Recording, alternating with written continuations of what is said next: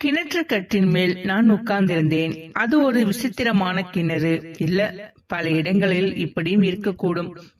எங்கள் வீட்டு பக்கத்தில் பாதியும் அடுத்த வீட்டு நிலத்தில் பாதியுமாக அந்த கிணறு இருந்தது.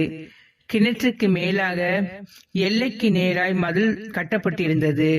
கிணற்றுக்கு இந்த பக்கத்தில் இருந்தவர்கள் அந்த பக்கத்தில் இருப்பவர்களை பார்க்க முடியாது. உயரமான மதில்தான். நான் கிணற்று கட்டின் மேல் இருந்தேன். கிணற்று நீர் சுத்தமான கண்ணாடி போல் இருந்தது. அங்கே என்னுடைய நிழல் தெளிவாகவும் அழகாகவும் தெரிந்தது. என்னுடைய பிம்பத்தின் அழகிலேயே நான் மயங்கி போய் பெருமையுடன் இருந்தேன். மதிலுக்கு அந்த பக்கத்தில் ஏதோ சத்தம் கேட்டது. அடுத்த நிமிடம் கிணற்றுக்குள்ளே அவளுடைய உருவம் தெரிந்தது. அவளை எனக்கு நன்றாக தெரியும். சுபத்திரை. தெரியாதவர்கள் இந்த ஊரில் இருக்கிறார்களா? அவள் அழகிதான். நீருக்குள்ளேயே தோன்றிய அந்த நிழல் அழகு இன்னும் சோபித்தது. அவளுடைய கையில் வாளி இருந்தது, தண்ணீர் அள்ளுவதற்காக. ஆனால் அவள் கிணற்றுக்குள் விடவில்லை.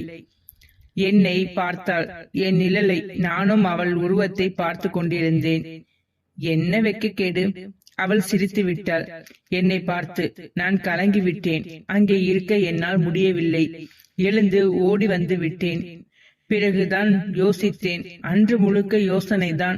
வேறு ஒன்றிலும் மனம் செல்லவில்லை. அதை ஒரு அற்ப விஷயமென்று தள்ளிவிடவும் முடியவில்லை. நான் ஏன் ஓடி வந்தேன்? அதற்கு அவளுடைய சிரிப்புத்தான். என்னை பற்றி அவள் என்ன நினைத்திருப்பாள்? உணர்ச்சியற்ற உருவம் என்று நினைத்திருப்பாளோ? நினைக்கட்டுமே. அந்த விபச்சாரி எப்படியாவது நினைக்கட்டும். ஆம், அவள் விபச்சாரிதான். விவாகமானவள். அவளுடைய கணவன் அவளை விட்டு விட்டு ஓடிவிட்டான் என்று சொல்கிறார்கள். வேறு சிலர் இவள்தான் அவனை துரத்தி விட்டாள் என்று சொல்கிறார்கள். எனக்கு ஒன்று நிச்சயமாக தெரியாது. அவளும் அவளுடைய தாயாரும் 3 மாதங்களுக்கு முன்பு அடுத்த வீட்டுக்கு வந்தார்கள். அவள் சுபத்திரை. அழகானவள். 20 வயது வரையில் இருக்கும். அவளுடைய தாய்க்கு 40-45. அவள் கிழவியாகிவிட்டாள். சுபத்திரையின் வீட்டுக்கு பிரதானமாக 3 பேர் வருவதாக நான் கவனித்திருக்கிறேன்.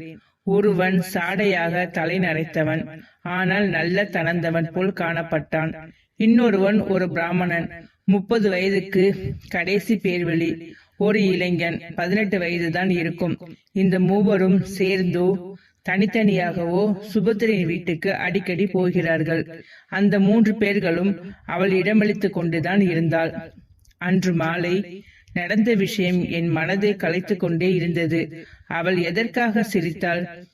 என்னையும் தன் வலையில் இழுத்து விடவா? விபச்சாரி. ஒருவேளை பக்கத்து வீட்டுக்காரன் என்ற முறையிலேயோ? எப்படி இருந்தாலும் நான் அப்படி அவளுடைய முகத்தை முறித்து ஓடி வந்திருக்க வேண்டியதில்லை. கவனிக்காதது போல் இருந்திருக்கலாம். ஏன், நானும் சிரித்தால்தான் என்ன வந்தது? அவள் அழகானவள்தான். அழகு விஷமுள்ள மலரை போல. அடுத்த நாளும் கிணற்று கட்டில் போயிருந்தேன்.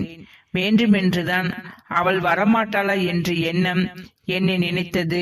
ஏன் நினைத்தது என்று எனக்கே தெரியவில்லை. நான் இருக்கிறேன் என்று அவளுக்கு தெரிவதற்காக மெல்ல, ஆனால் அவளுக்கு கேட்கும்படியாக ஒரு பாட்டை வாயுக்குள் முணுமுணுத்தேன். அது கேட்டதுதானோ என்னவோ, அவள் வந்தாள். அவளை பார்த்தாள். நானும் பார்த்தேன். நீருக்குள் தான். ஆனால் அவள் சிரிக்கவில்லை. அவள் பார்வையிலே ஒரு கனிவு, இரக்கம், நாணம், மரியாதை எல்லாம் தெரிந்தன. நான் சிரித்து விட்டேன். நான் ஓடவில்லை. என்னுடைய மானத்தை காப்பாற்றி விட்டாள். பதிலுக்கும் சிரித்தாள். நேற்று ஏன் ஓடிவிட்டீர்கள் என்று கேட்டாள் துணிந்து. என்னுடைய நெஞ்சில் ஈட்டியால் குத்தியது போல் இருந்தது. என்னுடைய கோழைத்தனத்தை நினைத்து வெக்கினேன். அவள் முகத்தை பார்க்க முடியவில்லை. நல்ல வேளை. என்னுடைய நிலைமை அறிந்ததன் போல சிரித்து கொண்டே தொம்மென்று வாளியை கிணற்றுக்குள் விட்டாள்.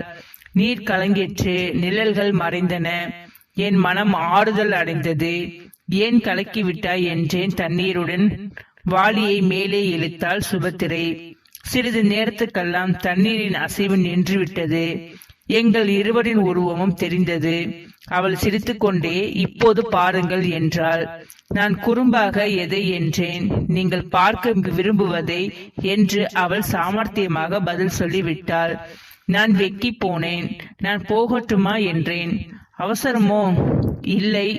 இருந்தாலும் இங்கே ஏன் நிற்க வேண்டும்? நான் மறுபடியும் மௌனியானேன். எங்கேயோ போகிறோமோன்னு நினைத்த போதெல்லாம் சந்திக்கலாமா என்று சமாதானம் கூறிவிட்டு அவள் போய்விட்டாள்.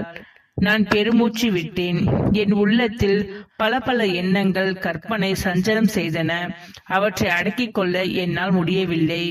எங்கேயோ போகிறோமா, நினைப்பதெல்லாம் சந்திக்கலாமா என்ற வார்த்தைகள் என் மனதில் இடைவிடாது சுழன்று கொண்டிருந்தன.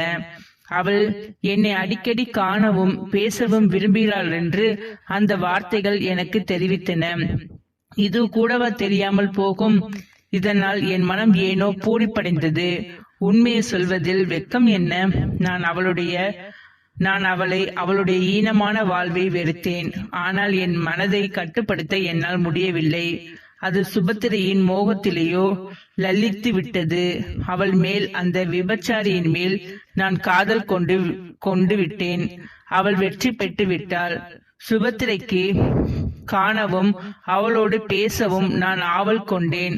அதுவே என் இன்பத்தில் லட்சியமாகவும் வாழ்வின் உன்னதமான நேரமாகவும் ஆகிவிட்டது. அடிக்கடி அவளோடு பேசுவதாலோ என் வாழ்க்கை இன்பம் அடைந்திருக்கின்றது. கிணற்று நீருக்குள் அவளுடைய அழகின் உருவத்தை காணுவதாலேயோ என் உள்ளம் மாறுதல் அடைகின்றது. அவள் கேட்டுக்கொண்டதன் பேரில் அவளுடைய வீட்டுக்கு நான் போகலானேன். அவளுக்கு பக்கத்தில் நேராக இருந்து சஞ்சலமானேன். அவளுடைய பேச்சுக்கள் எனக்கு மிகவும் பிடித்தன. அவளுடன் பேசிக் கொண்டிருந்ததால் நேரம் போவதே தெரியாது. தங்கம் போன்ற இருதயம் உடையவள். அவளுடைய அகத்தின் அழகுதான் முகத்தில் தெரிகிறது. லட்சுமிகரமாய் அவள் எப்படி விபச்சாரியானாள் என்பது எனக்கு ஆச்சரியமாக இருக்கிறது. ஆக எவ்வளவு நல்ல பெண்! அவள் இருக்கும் கெட்ட பெயரை பற்றி கேட்டுவிடலாம் என்றால் எப்படி கேட்பது? மனதிடம் வரவில்லை. அவளுடைய பேசிக் கொண்டிருக்கும் போதே அந்த இளைஞன் வந்தான். அதற்கு மேல் அங்கு இருக்க எனக்கு விருப்பமில்லை. நான் போகிறேன் என்று எழுந்தேன். ஏன் என்றால் சுபத்திரை திகிலுடன். நான் அந்த இளைஞனை பார்த்தேன். அவளுக்கு தெரிந்துவிட்டது. அவள் ஒன்றும் பேசவில்லை. வாட்டமுற்ற அவள் முகத்திலே சிறிது கோபமும் தெரிந்தது. நான் வெளியே வந்தேன். தெருவுக்கு வந்ததும் உள்ளே சுபத்திரை பேசுவது கேட்டது. இனிமேல் இங்கு நீ வரவேண்டாம், போய்விடும். நான் எங்கள் வீட்டுக்குள்ளே போய்விட்டேன். யோசனை அதிகரித்து கொண்டே வந்தது. இவள் எதற்கு அவனை துரத்துகிறாள்? என்னை திருப்திப்படுத்தவா? சுபத்திரையின் மனப்போக்கை என்னால் அடைந்து கொள்ள முடியவில்லை. கடைசியில் அவளையே கேட்டுவிடுவது என்று தீர்மானித்தேன். அந்த தீர்மானத்தோடு தான் அன்று அவளுடைய வீட்டுக்கு போனேன். சுபத்திரை ஆனந்தத்துடன் என்னை வரவேற்றாள். நான் எதிர்பார்த்த கேள்விதான் எனக்காக காத்து கொண்டிருந்தது. 4 நாளை ஏன் இந்த பக்கம் வரவில்லை விஷயத்தை சொல்லிவிடலாமா என்று பார்த்தேன். ஆனால் ஏனோ தயங்கினேன். என் மீது ஏதாவது கோவமா? உன் மீதா? பின் அந்த வாலிபர்? நான் துணிந்து கேட்டேன். ஆமாம். அவன் ஏன் இங்கு வருகிறான்? அவள் முகம் சொல்ல முடியாத விகாரம் அடைந்து பரிதாபத்துடன் என்னை பார்த்தாள். நீங்கள் அவசியம் அறிய வேண்டுமோ? அறிய வேண்டியதுதான். நீ இஷ்டப்பட்டால் என்னுடைய சிந்தனையே அது குழப்பிக் கொண்டிருக்கிறது. அப்படியானால் சொல்கிறேன். உங்களிடம் நான் எதையும் மறைக்கப் போவதில்லை. என்னுடைய உள்ளம் நடுங்கிற்று. அவள் என் மீது உண்மையான பாசம் வைத்து விட்டாள் என்பதை அறிந்து கொண்டேன். அவள் தயக்கத்துடன் சொன்னாள், அவர் மாத்திரம் அல்ல, வேறு 2 பேரும் வருகிறார்கள். எனக்கு தெரியும். அவர்கள் ஏன் வருகிறார்கள் என்பதுதான். என்னை போல அவர்களும் உன்னுடைய நண்பர்களா? உங்களோடு அவர்களை ஒப்பிடாதீர்கள். அவர்கள் கெட்ட எண்ணத்துடன் வருகிறார்கள். நான் அவர்களுக்கு இடமளித்து விட்டேன்.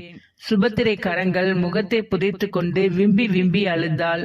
பார்க்க பரிதாபமாக இருந்தது. ஏன் இந்த குப்பைகளை கிளறினேன் என்று என்னையே நொந்து கொண்டேன். சுபத்திரை, அவள் நிமிர்ந்து பார்த்தாள். நான் மௌனமாக அவளுக்கு அனுதாபம் தெரிவித்தேன்.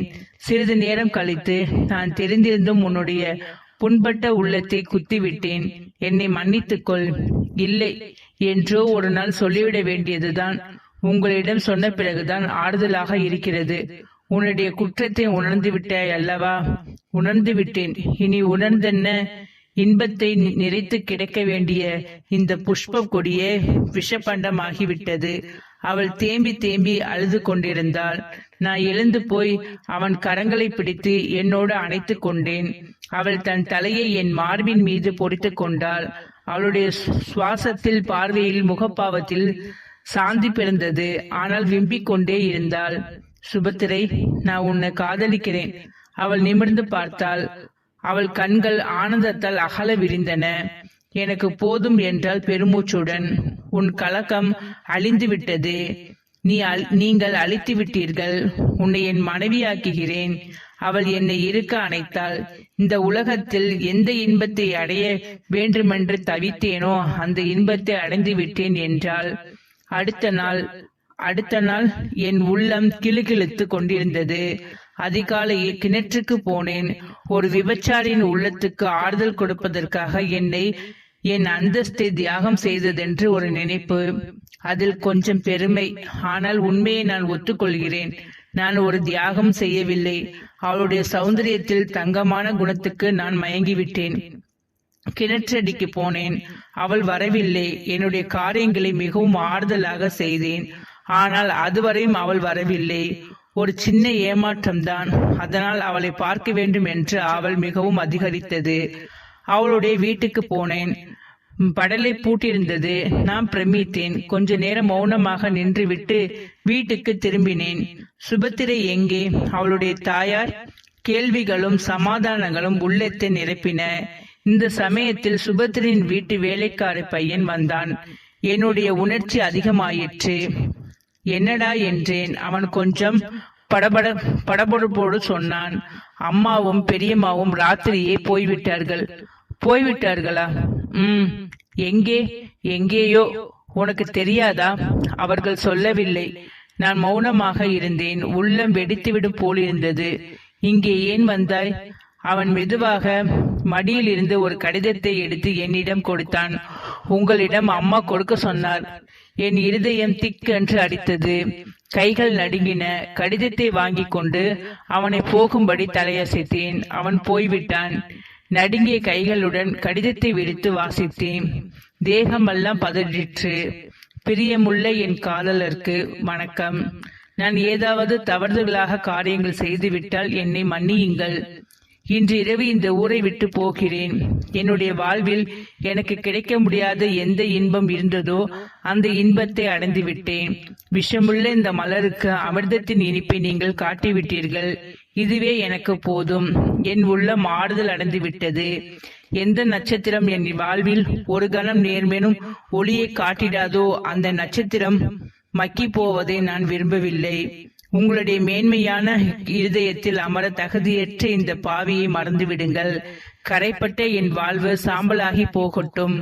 வருத்தத்துடன் உங்களை கேட்டுக்கொள்கிறேன். என்னை மறந்துவிடுங்கள். எவ்வளவு கஷ்டத்துடன் இந்த கடிதத்தை எழுதுகிறேன் என்பது ஈஸ்வரனுக்கு தெரியும். என் ஆயுள் முழுவதும் அந்த ஒரு கண நேர்மை இன்பத்தை நினைத்து கொண்டு ஆறுதல் அடைகிறேன். சுவாமி, என்னை மறந்து விடுங்கள். உங்கள் உள்ளம் கரைப்படக்கூடாது. என்னை மறந்து விடுங்கள்.